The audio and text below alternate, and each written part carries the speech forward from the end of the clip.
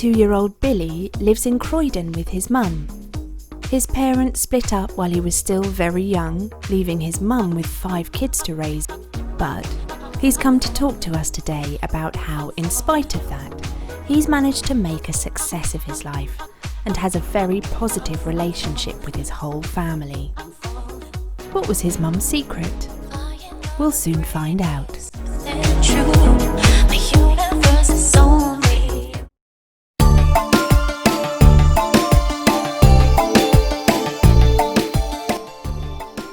26-year-old Nicole lives with her mum, who's separated from her dad. She's 8 months pregnant and due to give birth anytime soon. She's come to talk to us today about the frustration she's had in her family growing up, particularly as a teenager, that she hopes to avoid, especially when raising her own child in the future.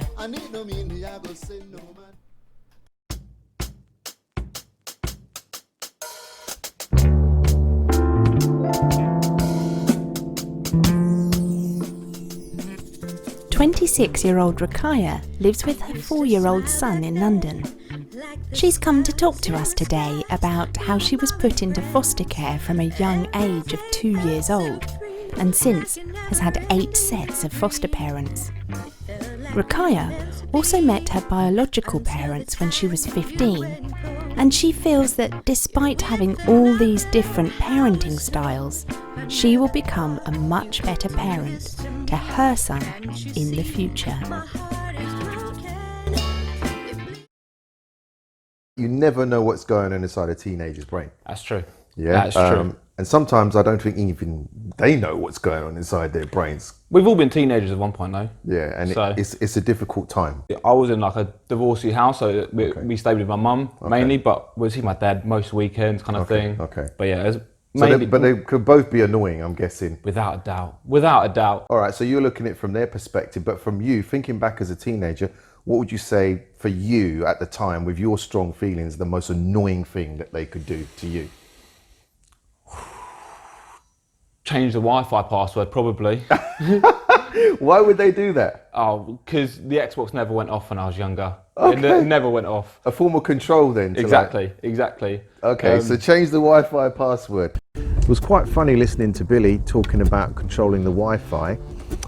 In that instance, I think there might be some times where you have to do a little bit of controlling, because otherwise the children or your teenagers might end up doing things which maybe aren't the best for them. So there are some times when a bit of control is good, setting some boundaries are good, but not to the degree where you're punishing them. So if there's a little bit of Wi-Fi control, not a bad thing, but you don't want to restrict teenagers too much. Remember, you're allowing them to grow and develop themselves. There might be a few to choose from, I don't know. I know. It's at the time you think, oh, they're always on my back. You know, they're always trying to control what I'm doing or tell me what to do. Okay. But Control, like, is it control where you go? yeah, at the time you think, oh, they're being really bossy or strict or something like that. Yeah. Is it that raised eyebrow? Oh my God. Mom. Yeah.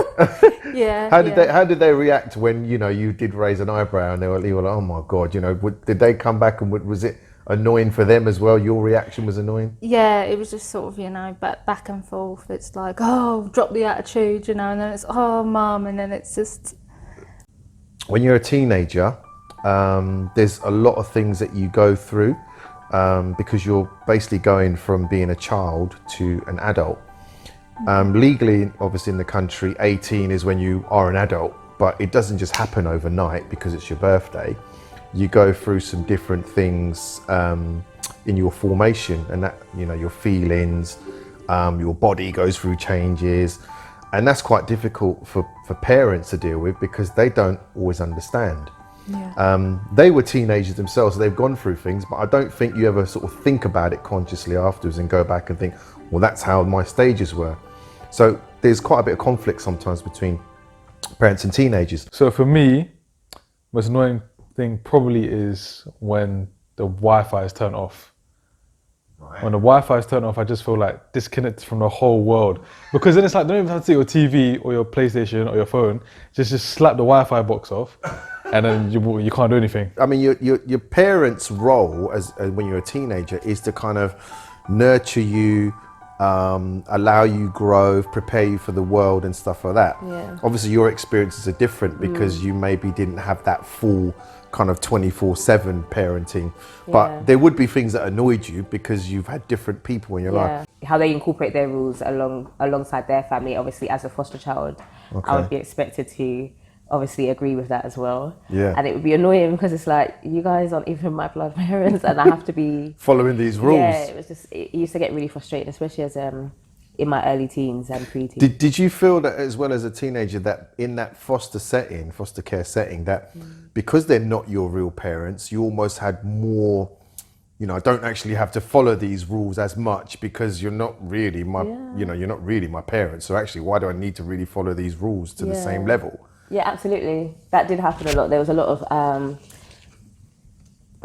a lot of rebellion. Yeah. Okay, so you're quite a rebellious character at that time. I was. And what did you do to annoy your parents? Anything specific you can think of that? I used to tell a lot of lies. Because there is a bit of a battle going on sometimes as A well. multitude of ways. It became Like a selection. It became methodical after a while. I could, honestly, because you know that when you turn your phone off when you're out and about, and they're going to be trying to text you, call you, oh, where are you? Coming home for dinner. Yeah. You know that you turn your phone off and you're just out with your mates having a laugh or not, and you turn the phone off, and then you come back. You know that you're going to run into problems. Yeah, exactly. Because they're trying to get hold of you. Exactly. Obviously, they can't get hold of you. Yeah. And they want to get hold of you because they want to kind of find out if you're okay or where you are. But when they're trying to find out if you're okay, does it feel to you like it's still kind of a bit intruding? Like, Oh, I don't think it's that. I think as a teenager, we can all kind of relate to it. Is that it's a control battle between the parents and the teenagers. You're always trying to push the boundary. teenagers do sometimes do things to annoy their parents. Sometimes it's intentional, sometimes it's accidental. So there are going to be annoying moments. The question is, why do they annoy you deliberately? Being stubborn, but you don't think you are at the time. Okay. So you think, it's sort of like got that sort of attitude, like, no, I'm doing this, or I'm sort of headstrong, but they're being like, I don't know, it was at the time you just think they're just being difficult, and then they think you're being difficult, and it was just sort of... When you say being stubborn, is it because things that are important to you that maybe they don't understand how important Yeah. I felt they were a bit more strict. Do you know what I mean? You always compare it to your friends. You think, well, my friends' parents, they're letting them do this, and it's like, well... Like going out, you mean, or...? Yeah, like going out. It's weird. I appreciate it more now that I'm older. Okay. But... Interesting. But when I was younger, I just felt, I can't have no fun, I can't go out. Okay. I'm just like that friend that can't go out with their mates because my mum or dad's being like... And it isolates you a little bit as well, because what your friends think about you at the time is probably more important than what your parents think about you at the time, I'm guessing. Yeah. I think the thing I do most to annoy my parents is probably like clothes on the floor in my room or bed undone. Both of them seem to get really, like, not really annoyed, but like, because it happens quite often, they seem to get annoyed about that, which I think is pretty funny. I mean, very bad and should not be done.